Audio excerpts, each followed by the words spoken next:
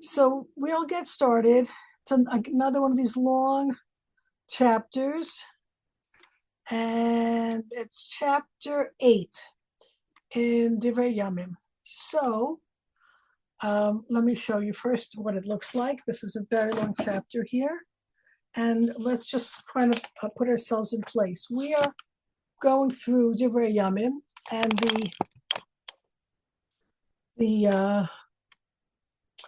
the chapters that we're in right now are the chapters of genealogy. This one is it's not getting a good picture here. Okay. This is the last of the straight genealogy chapters. So, kol hakavod to you who stuck it out. There's a lot of interesting stuff in here, but it isn't quite as exciting as a regular narrative. We will admit that. But it is actually, there's a lot of things that you have heard about and gold nuggets of information that do actually come up here. So what's happening in the next bit I'll show you is chapter 8 is the last chapter. We've gone down to the youngest son, which is Binyamin, and it is a very good lead in to Shaul, because of course Shaul was from Binyamin. So chapter 9, you'll see we'll do this Bezrat Hashem. I don't know if next week, I don't think I can make it next week. Full disclosure, it'll have to be 2 weeks. I have a family wedding next week on Tuesday night. So, but Bezrat Hashem, the next time we meet, we'll do chapter 9, also a very long chapter, 44 psukim. But chapter 9 is basically heading us into the story of Shaul. We don't spend a lot of time with Shaul. Everything we know about Shaul, not everything, but most things we learned about Shaul, we learn in Shmuel. And Sefer Shmuel, I'm getting a note here. Okay, thank you. And what we have after chapter 9, you'll see chapter 10, then we're really heading into where we're finishing off Shaul. We don't discuss his career. It's not where Ezra is heading. He wants us to understand what happened with Shaul, and then we move along to David. So the first thing we have to ask ourselves here, in going back to chapter 8, is what's our build up to the lineage of David, the lineage of Shaul, and then we go very, very quickly to David, and from chapter 10 and on, we're going to have more usual narratives and things that we are pretty much used to. So the first thing, what's that? First thing we have to ask ourselves is, why does Shaul get such a bad rap? If you want to look at the difference between David and Shaul, which is probably a very critical part of this whole story, you have to understand that they both sin. And we are looking at the story of David, and David is the one who becomes the king. David is the one whose dynasty endures. David sins a lot. I mean, I wouldn't say a lot, but the sins that he commits are pretty important. And how come we find that the sins of Shaul, he loses the kingship, and the sins of David, he does not? Now, the Sefer Ikarim, Rav Albo, discusses this, and this is from many years ago, and it has been elaborated in Rav Bachbach's book, which is called Ma Bein David Shaul, or Ma Bein Shaul and David. Yeshua Bachbach, these books are not translated, which is a shame. But he goes into a whole discussion of this. The basic understanding that we have to get to here is that the sins of David were personal sins, right? We have a rule that There's no man in the land who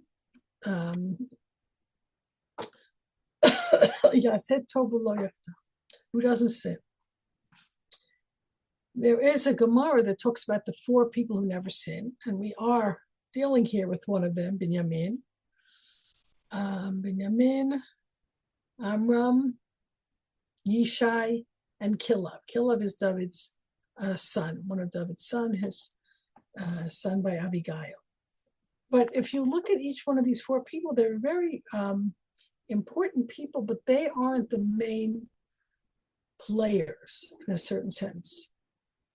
Like Binyamin, he's important, but he's like, it's Yosef and Yehuda. There are the people who are more, thinking in Hebrew, Boltim, that are more standouts in terms of the story. And the same thing is true of Amram. Amram is the father of Moshe, and Yishai is the father of David, and Kilab is the father of Shlomo. No, he's not. Kilab is the son of David. Right. So their role is not the role of the main character. So for them to not sin, it's understandable they're not out in the public, because it's hard to be a public figure and not to have sins. The difference, the Sefer Ikarim, Rav Albo says, is that the sins of David were personal sins and the sins of Shaul were national sins. Zot Omer, if you are the leader of the nation and you have a personal thing that goes on, that doesn't mean that you can't be an effective king. And this is something we struggle with. Till today, we struggle with. We have people who say, well, this or that other politician, he's, not so moral, and he has too many women, or whatever it is that you complain about. That not necessarily, I'm not saying that I approve of immorality, God forbid, I'm saying it doesn't necessarily make them a bad leader. Shaul's sins were leadership sins. And there's another thing I'll show you in today's lesson. We'll get to it in a little bit. That seems to indicate that there was another lack in Shaul. But we love Shaul. He's a great figure. He's a very, very tragic hero. When we learn the story in Shmuel, we feel very sad. But his challenge was to take himself out of this self-effacing, who me person and lead. And he's not really able to get past that. And that's what trips him up. So that's really a very important distinction. Now, let's take a look at chapter 8 inside. All right. Now,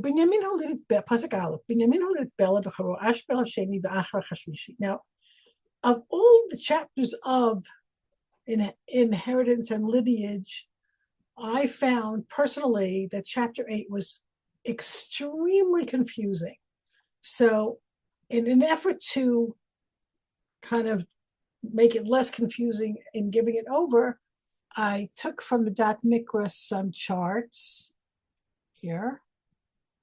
Okay. Now, this is the chart I took from the Dat Mikra, and I'm happy that my scanner does color. Binyamin has, according to this chapter, 5 sons. This is odd. This is very odd, and we have to look at this in many different ways. Let's go back to Bereshis, okay? In Bereshis, we have Bnei Binyamin, Bela, Vabecher, Vashbel, Gera, Benama, Echi, Varosh, Mupim, Vachupim, Ba'ard. I do have this weakness for funny names, and I kind of like Mupim and Chupim.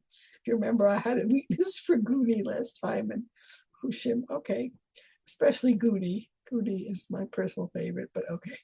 In any event, Binyamin has 10 sons. Now, according to the Gemara, each one of his sons was named for his missing brother. And if you think about the story, when the brothers talk about Binyamin, they say, well, he's young, his father needs him. and you put the whole story together and how long Yosef was in Mitzrayim, Binyamin was not a baby. He was a father of 10 sons. So bear that in mind. But each one, according to Chazal, was named for the sad story of Yosef. Bela is to swallow. He was swallowed between the nations. Becher, he was the Bechor to his mother.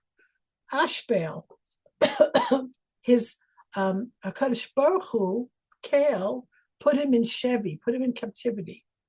Gera, he lived in Gar, in Achsaniot, in a foreign place.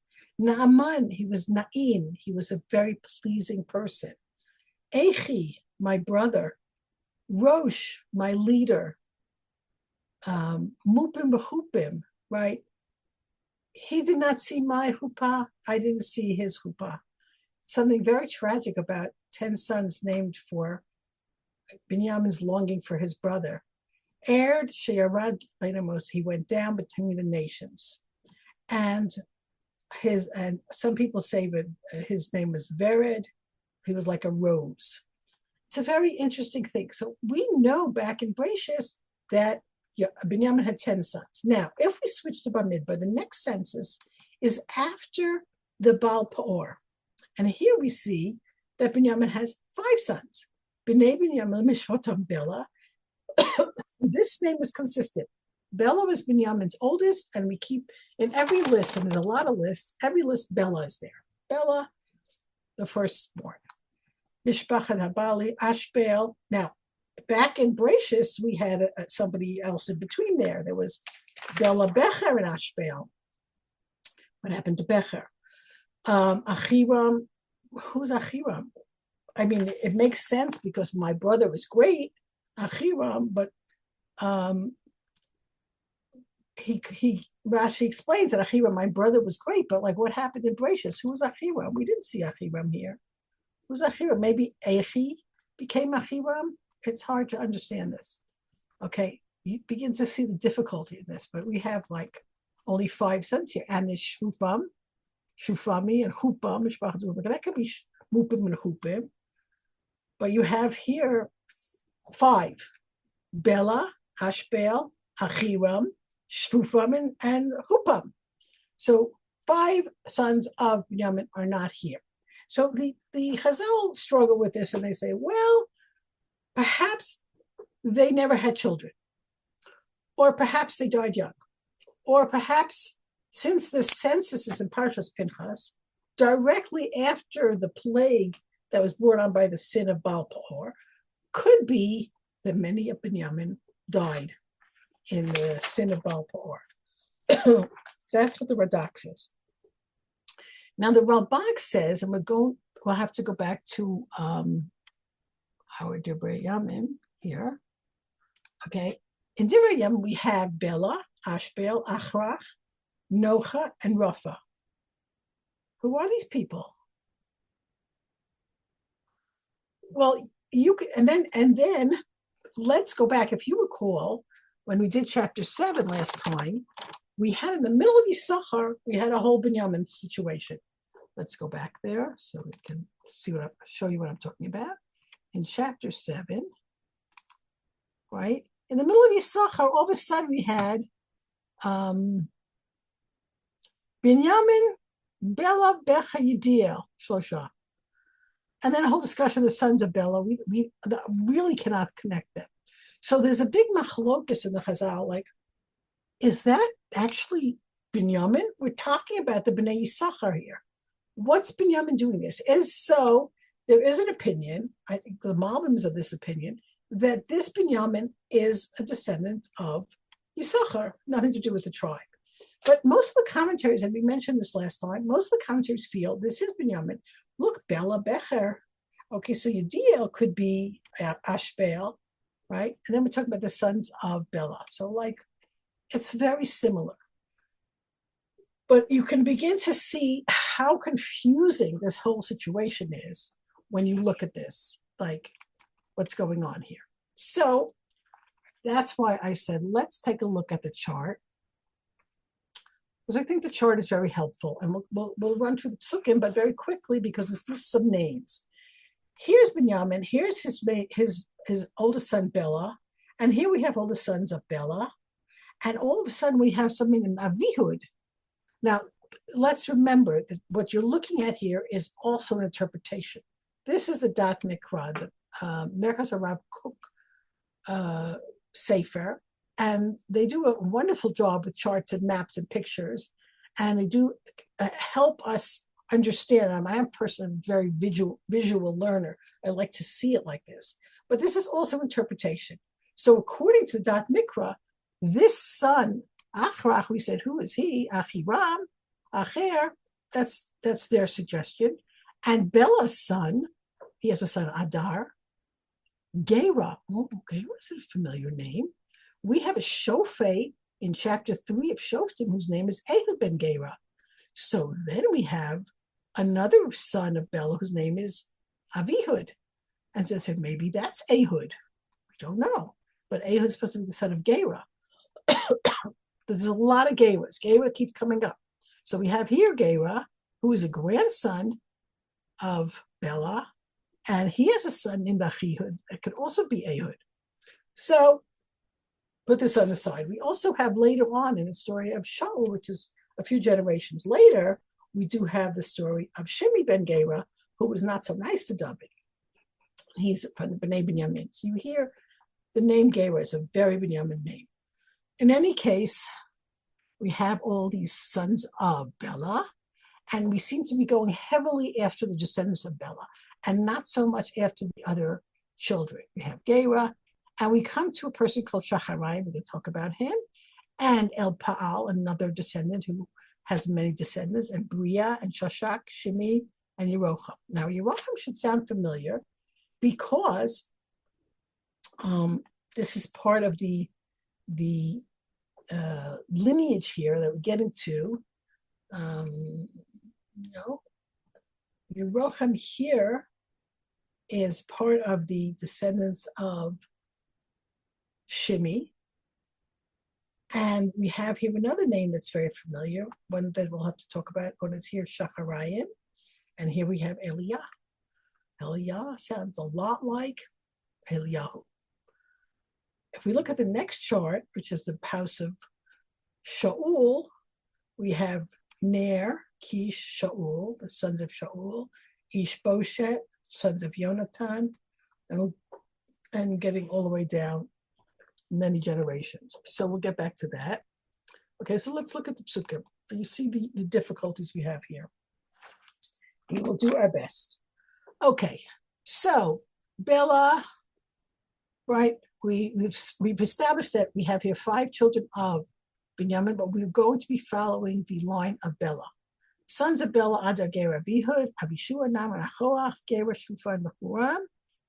And then the sons of Ehud, who is probably Avihud, these were Rashi Avot Lioshve Geba, Vayaglum El Manachat. Now we have a story. What is the story? They exiled them to Manachat. Now, for those of you who drive around Yerushalayim, you know that Manachat is south, near the mall. Manahat in the English. I do have a map for you. Where's the map? Here's the map. Okay. Because I love maps and charts and things. Okay, so first of all, this is the territory of Binyamin. Okay, it's a very weird territory. Dan is part of it. So, and it goes into Ephraim. Notice that Yerushalayim, okay, which I underline with blue, Yerushalayim is between Yehuda and Binyamin. The famous pasuk says, Bein Ktefav Shachem, that Yidid Hashem Mishkon Lebetach, that Binyamin was a friend to God, beloved of God, and the Beis HaMikdash was between his shoulders. In other words, the Beis HaMikdash is eventually built in the territory of Binyamin and partly Yehuda. So there's a very tight connection between Binyamin and Yehuda, and it's important to bear this in mind. Now look here, you see here, Gibeah Okay, Giva is in this map. It's due east of Yerushalayim. It should be a little bit north. And here you have Givon. Givon is near where I live now, Givatzev. That's Givon. These are classic Binyamin cities, Giva and Givon.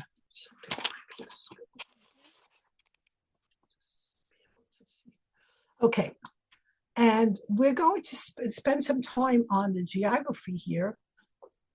And all of a sudden we have this discussion that they were sent out of Geva. Who was sent out of Geva? Who was exiled from Geva? And why were they exiled from Geva? And what was the result of it? So going back to our psukim here, okay, we have this story here. These were the heads of the household of the dwellers of Geva, and they were exiled to Manachat. Going back to the map, sorry, I jumped you around. Manachat is here, south of Yerushalayim, heading down to Yehuda. Manachat. So somebody threw people out of Geva and sent them in exile to Manachat. So again, a lot of these things are very cryptic, like who did that? Why did they do that? What are we talking about? So if we go ahead a little bit more, it might be clearer. Now, Naaman Gera, who Heglam? So that who probably refers to this Gera. This Gera exiled them, Beholidit Uzavis Achichud. And then he had these two sons.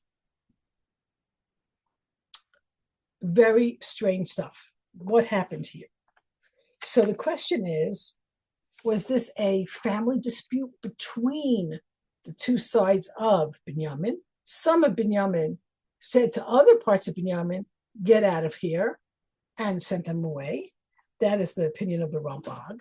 And the Malbim says that this was a national situation, because we're not given any time frame here.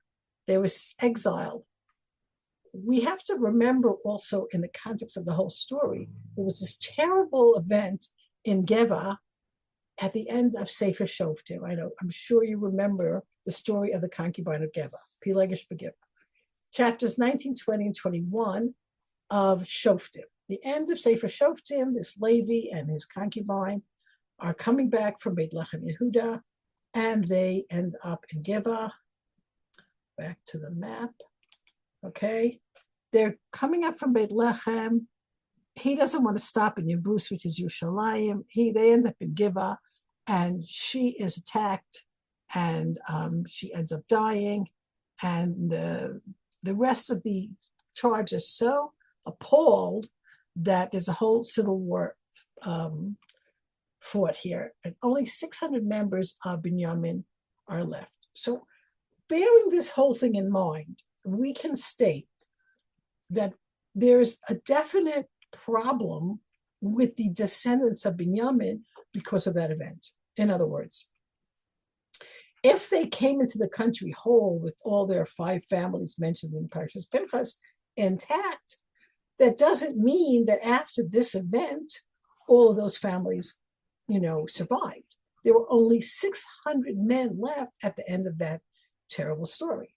So it could be, and this is the theory of the Malbim, that this exile was something that was imposed on the dwellers of Geva by the other tribes. Like, we are taking over Geva has become a bad place, and you guys get out. So we don't know who threw whom out of Geva. Another one of these very, very cryptic Divrei HaYamim things. Okay, anyway. So the Ralbag, I don't know if it's in here.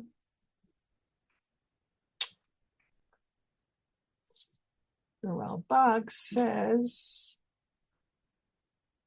I'll show you here. It's a very beautiful Ralbag, worth looking at.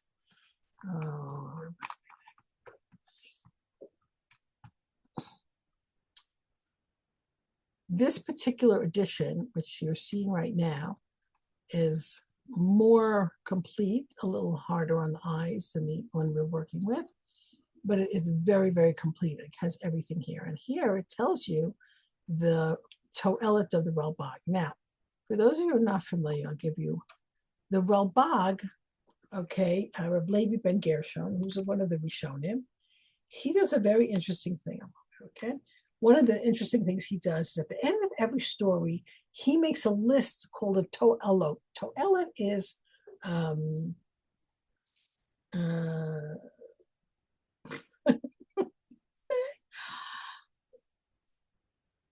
purpose. Okay, so he extracts lessons. Now we try to always extract lessons from our learning, and one of the things that Ralbag does is he goes for each story. So this particular edition, which is really fun, he gives you the Toelet, and he says the 13th lesson we have here is to tell us that a Kadosh Baruch Hu takes care of those who are pursued, and therefore it says that the sons of Ehud, they sent their brothers out of Geba, and this is, again, the opinion of Ralbag was that this is internal Binyamin debate, a feud, let's say. They threw out their brothers.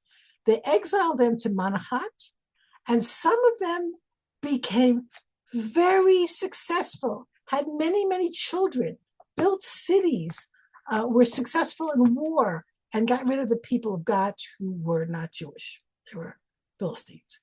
So what is his point here? Okay, his Toelet, and that is a very famous pasuk. Here we go. Kohelet, Masha Yakfarhu, Bashiliot Kvarhaya. Whatever, let's Kohelet with his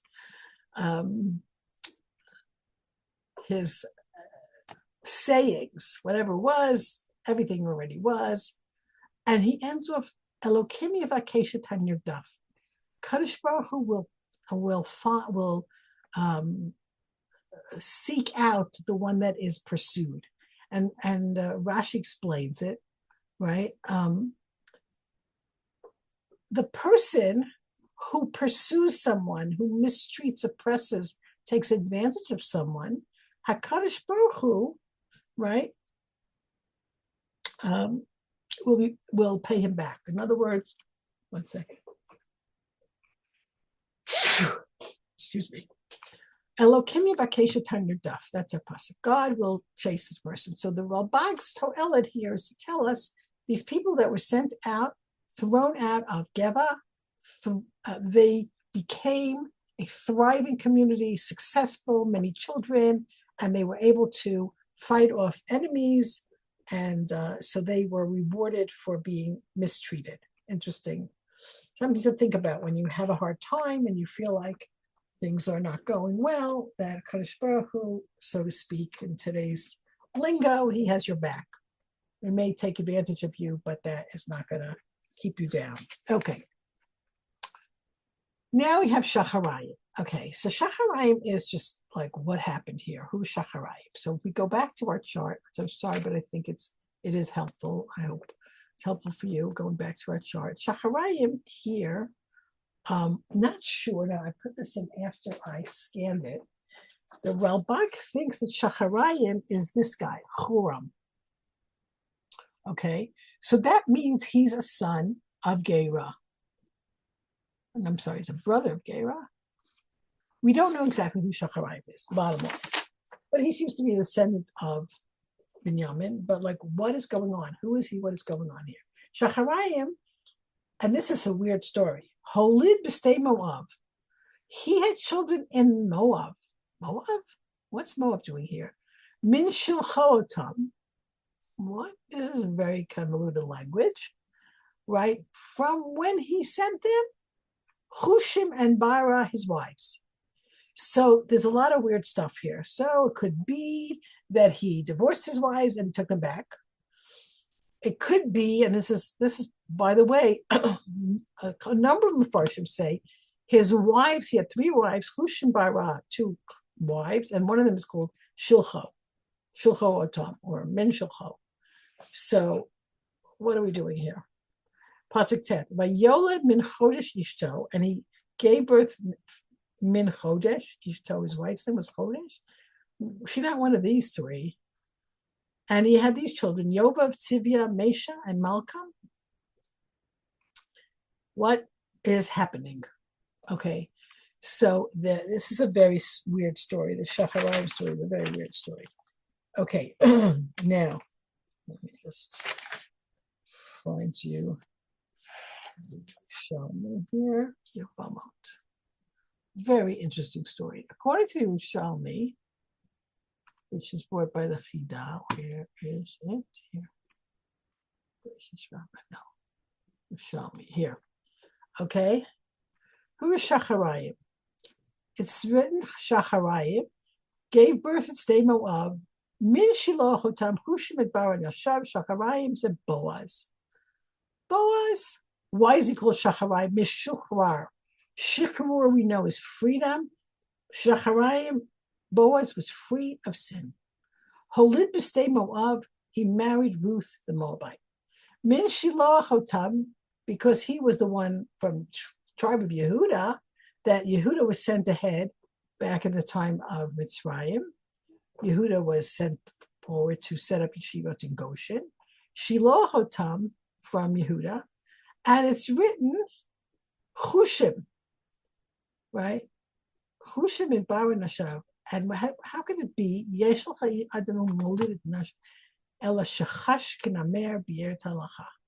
Chushim is a hint to the fact that he was hurried to make the halacha, and bara is he explained, which is really a misunderstanding, because it's sort of a hint, because bara is with an I and be'er is with an aleph, and he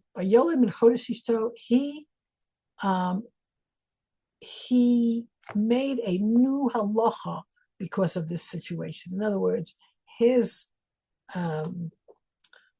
brought out the halacha that only a Moabite and Ammonite men were forbidden, but not women. And so this whole thing, according to Shalmi, is about Boaz. Now you're going to have a very important question, a very obvious question. Wait a minute. Boaz was from which tribe? Good question. Boaz was from Yehuda. So what is he doing in this lineage of Binyamin? Okay, hold that thought. We will try to explain that in a minute. Let's go ahead. And here it gets just like a kind of crazy amount of names. All the children of these people.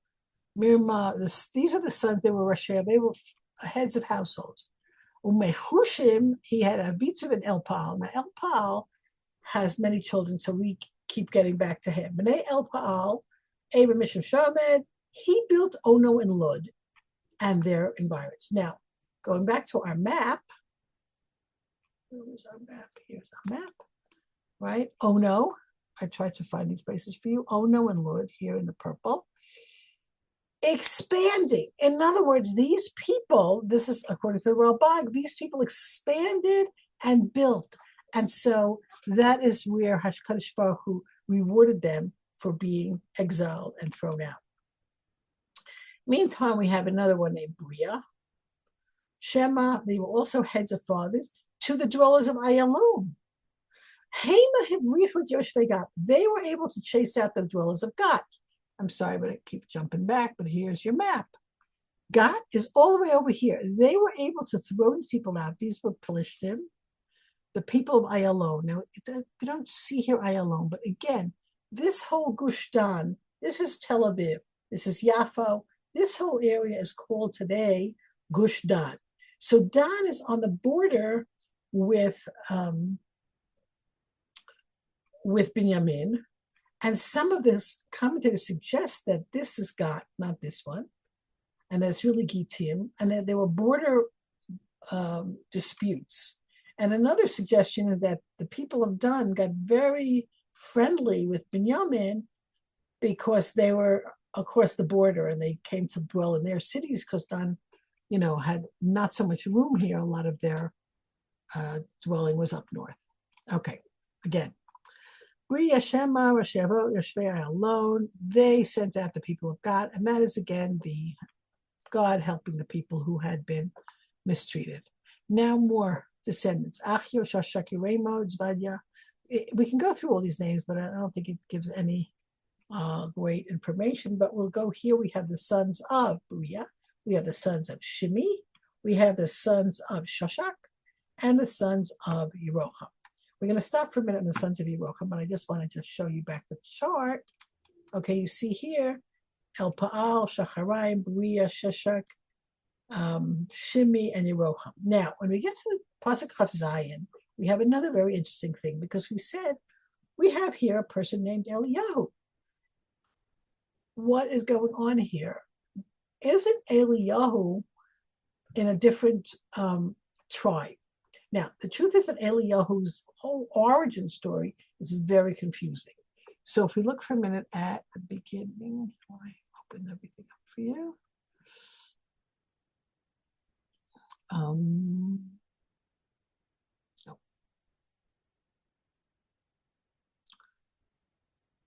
Ay.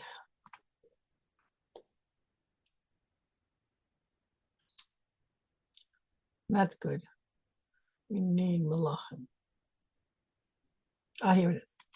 No, that's Megillah. Okay, trust me on this one. In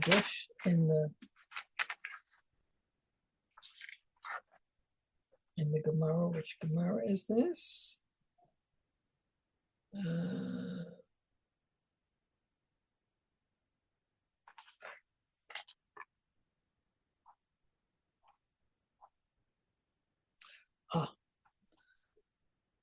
Gracious Rabbah.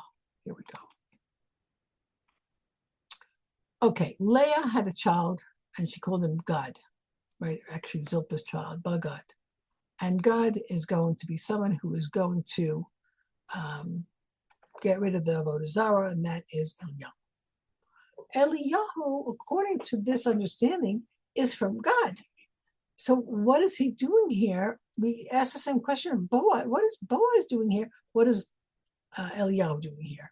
And there's a very interesting interpretation here. Rabbi Eliezer says, he is from Eliyahu, Manu Eliyahu, Eliyahu Mishalmi. Which tribe is he from? Rabbi Eliezer Amar Mishal Binyamin, as it says in our pasuk, Chav Zayin, Ya'areshya Eliyahu Zichri B'nei Rocham, Kalel B'nei Binyamin. Rabbi Nahorai says, wait a minute, Mishal Gad. It says in Malachim Aleph, Vayomer Eliyahu Atishbi Mitoshve Gilad. Now, Gilad was known to be God territory. Amar Rabbi Philippi, Bar Nahorai, Man Chassid L'Meimakin. How can we say this, right? We know that Gilad is God. How can we? He wants to make everybody happy. It's interesting, Rabbi Philippi. It makes sense to me because, like in I think it's the root philo means love. Philippi wants, to make everybody get along. How could it be? So he says, how can we say, right, that he was Toshve Gilad? He was not from God, from Toshve Gilad. He was from Lishkat HaGazit, the chamber of hewn stones of the Beis HaMikdash, which is Binyamin, right? But Rabbi Nahorai, how could we say that he's from Binyamin? It's all medrash. How does it work? When HaKadosh Baruch Hu is Marish, Yareshya, right? Then Eliyahu would remind him of the Zchut Avot, of the sons of Yeroham, of Rachamim. And HaKadosh Baruch Hu would be full of Rachamim and forgive his people. So we go back to our pasuk here. We see Ya'areshya, when God is angry and wants to shake up the world. Eliyahu comes. Zichri, who's a maskir, the sons of Rucham, the children of Avram, Yitzchak, and Yaakov, and Hashem should have mercy. So that's a very, very beautiful medrash. And then the medrash ends by saying, sometimes they were arguing so much. He's from God, he's Binyamin, he's God, Binyamin. We all really don't know. Bava Ahmad, according to the medrash, Eliyahu appears. Amalim Raboteni Matim Neflakim Alai. Why are you arguing about me? I am a descendant of Rachel. Very interesting. Now, there is no final answer on who Eliyahu was, but it's interesting that he pops up here. And then we have to ask ourselves the question, what is Eliyahu doing here?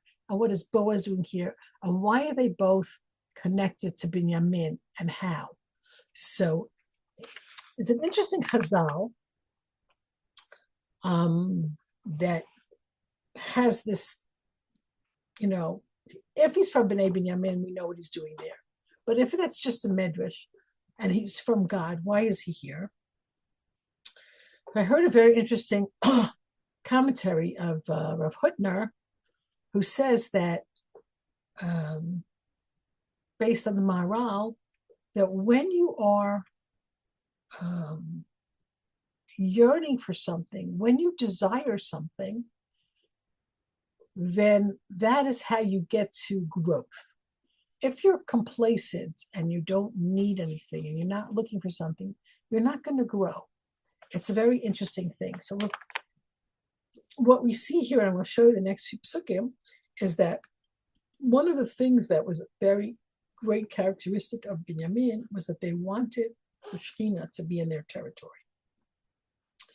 And this was a yearning for holiness that is connected as well to Boaz and to Eliyahu. So that would be the connection, which would give us our conclusion that we have to be, if we're not yearning for the Shekhinah, then we're not going to be able to help bring it closer. So that is, there's people running around Israel in the last few months, putting up signs everywhere, this way to the Beis HaMikdash. I don't know if you heard about this. And, in the Harabayit, like, this is where this is. And there is like talk about bringing back the Mikdash. And you may agree or disagree with all the things they're doing, but you have to understand that they're expressing their desire to Kadosh Baruch Hu bring us back the Beis HaMikdash. And if we don't express that desire, then that will be hard for Hashem to fulfill. Interesting thought. Now, one of the things that we have here is this shows you how much Binyamin wanted that Kedusha. Pasuk Chavchet. Elu Rashi Avot L'Tolosam Rashim. These all, like all the people I showed you, and all the charts and all the descendants of Bela and Becher and all these people, not Becher, but like El Paal, what's the names? Bria, Sheshek, Shimi, Yerucham, El Paal, and Shacharayim, all these descendants want so badly to be part of Yerushalayim. They dwelt in Yerushalayim. That's very interesting because we know that Yerushalayim wasn't really conquered until the time of David. And the Yevusi lived in Yerushalayim. So there were different times of conquering of Yerushalayim in the time of Yeshua. And attempts were made to take Yerushalayim, but the people of Binyamin seem to want to live in Yerushalayim. Now,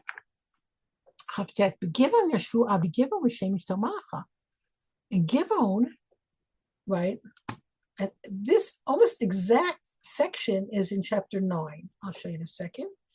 The father of Givon lived in Givon, and his wife's name is Macha. And if we go back here, okay, to chapter 9, which is the next chapter, right? We'll see here.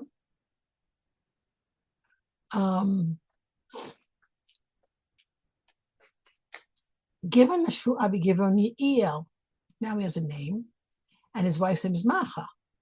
Now, if you look closely, I want you to see in chapter 9, his oldest son was Abdon.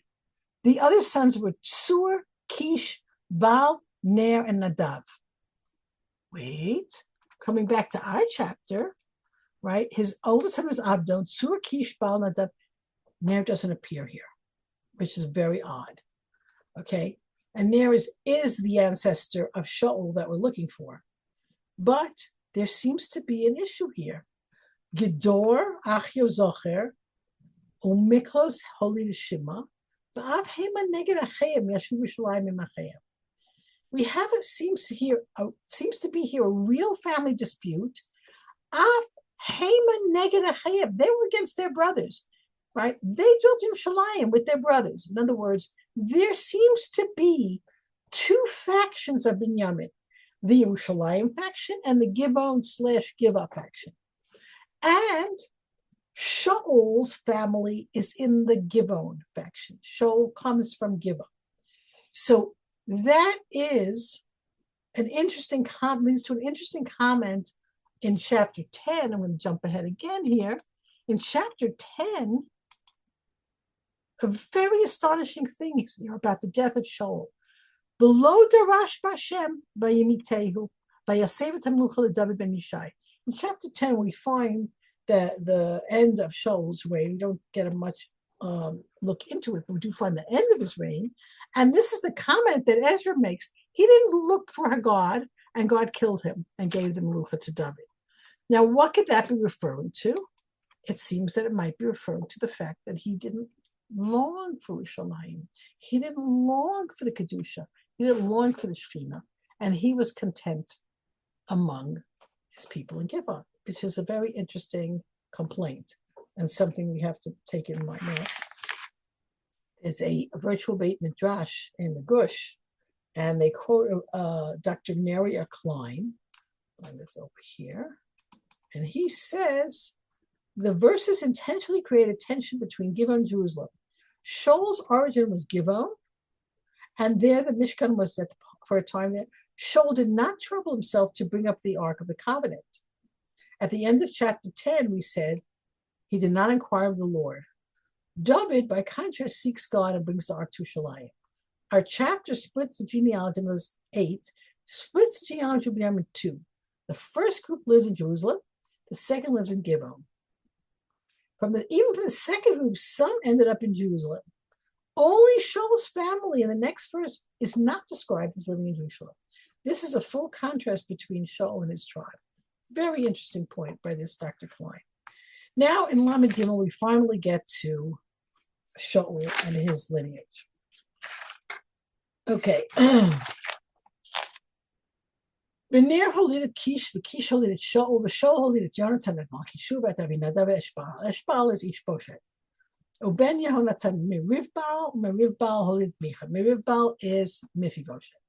So these are names we're familiar with from Shmuel, and these are the basic building blocks of the family of Shaul. But when we see Ner holidet Kish, if we look to Shmuel, we see a very beautiful medrash here. And there's a problem. Because in Perek Aleph of chapter 9, Shmuel, when we first meet Shaul, our pasuk says, Vayihi ish Binyamin u'shmo Kish, ben Aviel, ben Tzur, ben Choret, ben Afiach, ben Ish Yimini Gibor Chayil. We have this whole long lineage of Shaul, right, from Binyamin. And his father's name is Kish. He's the son of Aviel. But wait a minute, we just said, right, Ner holidet Kish. So what are we doing here? Okay.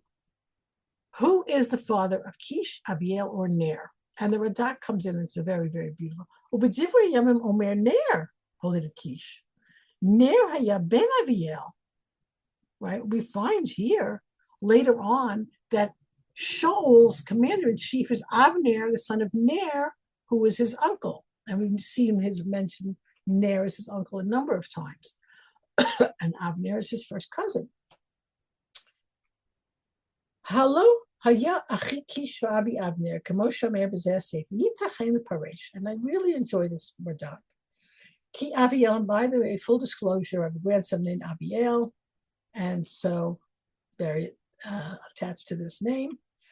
Aviel hayashmo gam ke Ner. Aviel was also called Ner.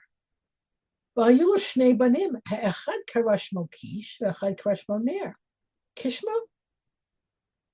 In other words, Aviel is given the nickname of Ner, and Aviel names one son Kish and one son Ner after his own nickname. And Ner haya avi Avner. This is one of those great mind benders in the Bible contest world, where Avi Ner, right, is a son of Ner, because the father of Ner, Avner, the father of Ner, is actually the son of Ner. Okay. Matzati b'Yikra Rabbah. I didn't look this up for you. It's enough. Ki yikar shmo Aviel. His main name was Aviel. Vayukor shmo Ner. Lefisha Yamadlik Nerot Mimbo Otafelot. He was called Ner because he lit candles in dark places. The Medrash elaborates on this, but I didn't open that for you. I'd be out of time. And the Medrash says that Abiel wanted people to be able to go to the Beit Midrash. We didn't have street lights and electricity in those days, so he would light candles on the way to the Beit Midrash, and that gave rise to his nickname Ner, and that's why he named his son Ner, which I think is a very beautiful midrash.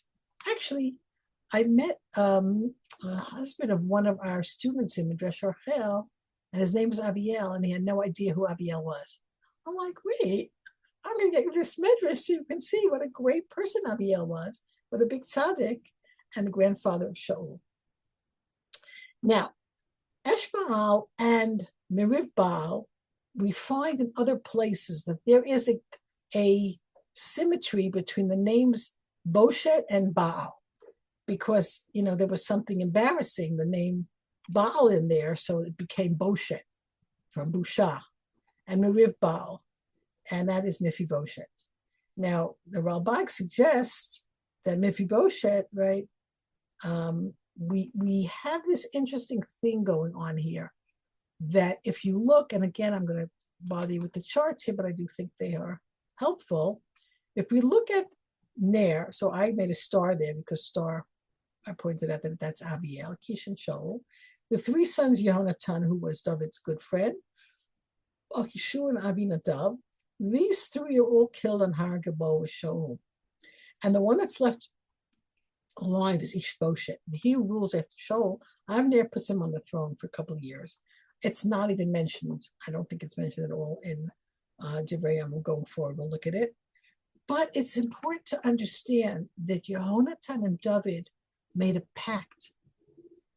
And the souls of Yehonatan and David were connected in a very deep way.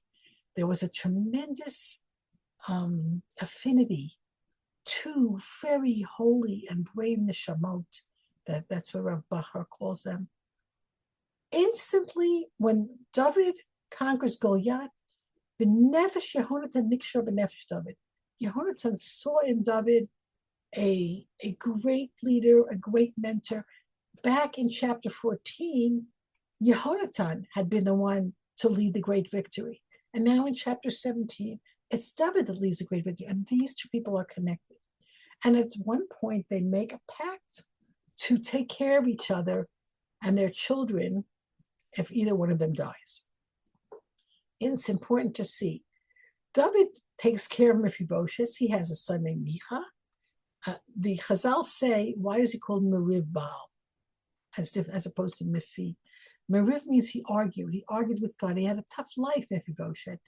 When the news came of Shaul's death and the death of his three sons, the nursemaid took him. He was very young and ran away with him, dropped him, and he was crippled for the rest of his life.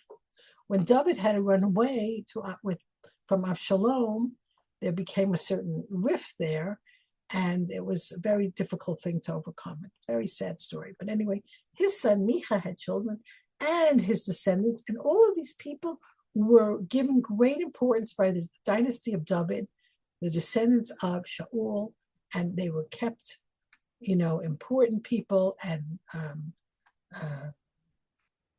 great people of Yichus.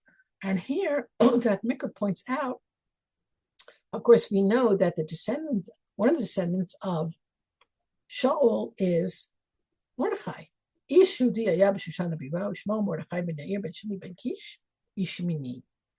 Okay, and so Mordechai and Esther are descendants also of Shaul, and all these names, Kish and Yair and Shimi, this is all part of this lineage. And we go here to the sons of Micha and Achaz. I showed you in the chart, all these people. Now there's just this Atzel. Atzel had 6 sons, and the Medrash says we make many, hundreds of drashot and halachot from between Atzel and Atzel. In any event, these are all the sons of Atzel, Bnei Eshek, Ulam, Bechorah, Yeush, Shali Pelet. And the sons of Ulam, these were all, and this is sort of the the summation of the Perek, Anashim, all the descendants of Shaul, Anashim Giborei Chayil. They were brave men of valor. Dorchei Keshet, archers. Marbim Banim Bnei Banim, and many sons and grandsons. Me'ah v'chamishim. Kol Elu Bnei Binyamin. In other words, they had, and each one of them were heads of households. We've said it many times. Many, many descendants of Shaul, and of Binyamin. And the Chazal, well, we're out of time, so I'll just give you the idea. Chazal say, why did Binyamin have 10 sons? Why did his descendants have many children? And they said, because he was humble. Binyamin was humble. The Gemara talks about, I think it's here. Oh no, this is about the, oh yes. Right, they wanted so much to have the Beit HaMikdash there. So we'll have to just leave it there. The another person who had many sons in the Bereshis is a man by the name of Yaktan, and the Chazal say, when you make yourself small, then when you are humble, the HaKadosh Baruch Hu opens up brachot for you. And that was one of the things. So I just want to end with one thought that we also saw when we had the Haftorah, Machar Chodesh. The great love of David Yonatan is we see the fulfillment of it here. The Chazal say, this is the true love. This is the Abba Sheina Tluva B'Tzavar. This is love that doesn't have any object. It's not like you love someone because they're good looking or they're powerful or they're wealthy, and therefore Chazal say in Avos, B'Tela Davar B'Tela Ava. If the thing disappears, the love disappears. Ezu Ava She'ena D'Li B'Davar. What is the love that doesn't have any focus, just right? That's the love of David and Yonatan. And that love never ends. And we see here that the descendants of Shaul, through the line of Yonatan's Mephibosheth, goes on, all the way down to other heroes in Binyamin, who are Mordechai and Esther, and so on. So we see that that was a very, very great thing. And Binyamin was a very great person. Okay, so now what we're going to do is, next chapter, we're going to, Bezrat Hashem, continue with the story of Shaul and move along, heading in Ezra's headlong fashion straight to David. Okay, so we'll stop the screen share, and if you have any thoughts or questions, you're more than welcome to say whatever you need, actually. I wanted to ask about the Elokim Yevakeshet Hanirdaf.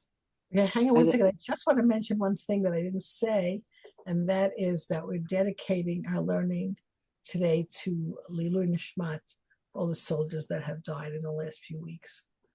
What do you want to say? Elokim Yevakeshet Hanirdaf? Yeah, I didn't catch where you said that came from. That is Kohelet. That is Kohelet, chapter 3, I believe.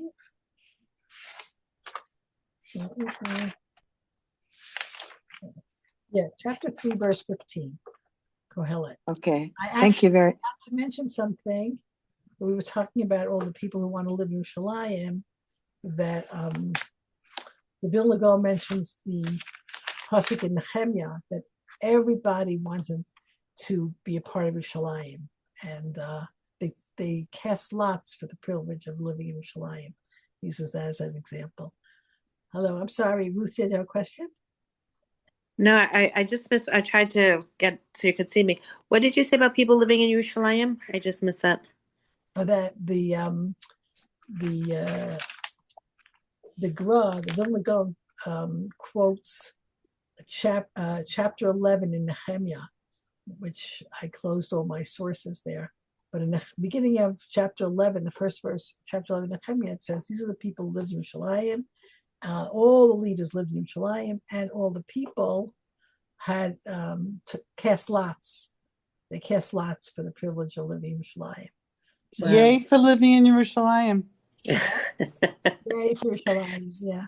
And again, that was like the characteristic that I wanted to bring out of the B'nai Binyamin, that they loved the Kedusha, they loved Yerushalayim.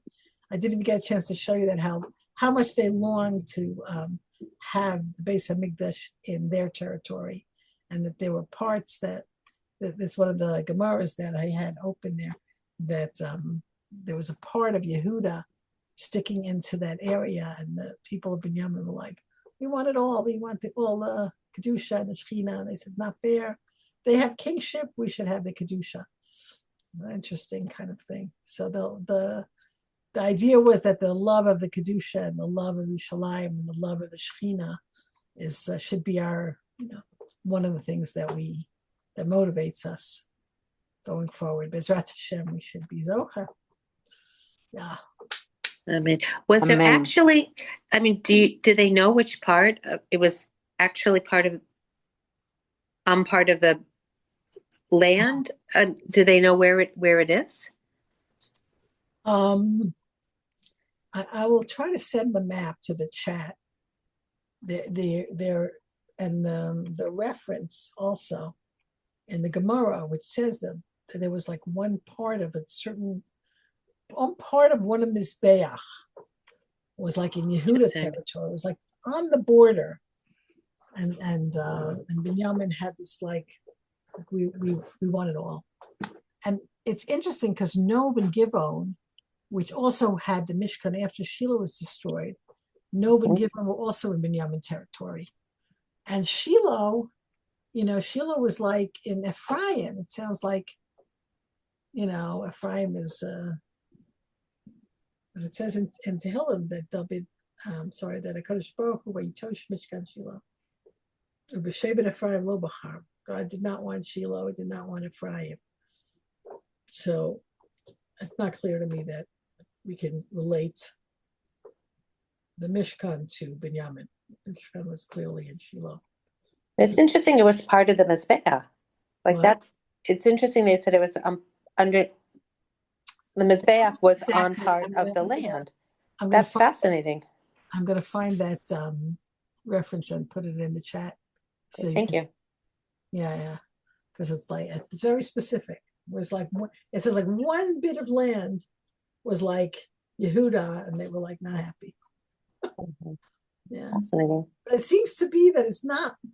This is like we have a discussion in one of my classes where we talk about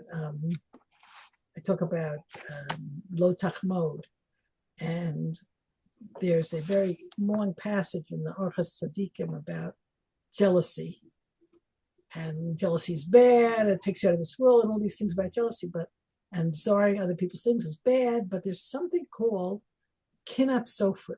There's a good jealousy. The jealousy of the scribes, it's called kinat sofer. But it's not really jealousy of scribes. It's jealousy of like, oh, this person knows so much. I also want to learn. Not that I want to be chashuv. I want to learn. This person is such a tzaddik. I want to be like that. So the desire for kedusha and mitzvos and growing in Yiddishkeit, that's a good jealousy. In other words, not that you're jealous of where they are, but that you want to also have those accomplishments. Like if you read a book about a great gadol who say, oh, I'd like to do those mitzvot. I'd like to be that kind of person. So this is what Binyamin had was not an ordinary jealousy. It was a kinat sofer. We want the Shechina in our territory. We want to be part of that holiness. So that's like a good kind of, it's not like a bad thing. I don't want to fight Yehuda because we want this piece of land. It's because they wanted closeness to Kadosh Baruch Hu. That's a good thing. That's called kinat sofer. Yeah. Anyway, Thank you very much, Esther. okay, hopefully next week after that. No, next week, Bezrat Hashem. We do have a wedding. We have a lot of weddings. Mazel tov. Mazal tov. Thank you very much. And the week after that, Bezrat Hashem, we're going to finish off with the genealogies and head into some more fun narratives. It was like interesting stuff here, but it's just a little bit not what we're used to learning. A lot of interesting stuff. Yeah, Thank you very much, Esther. Right, let's you. Well, bye-bye. okay, bye לילה bye. טוב, תודה רבה.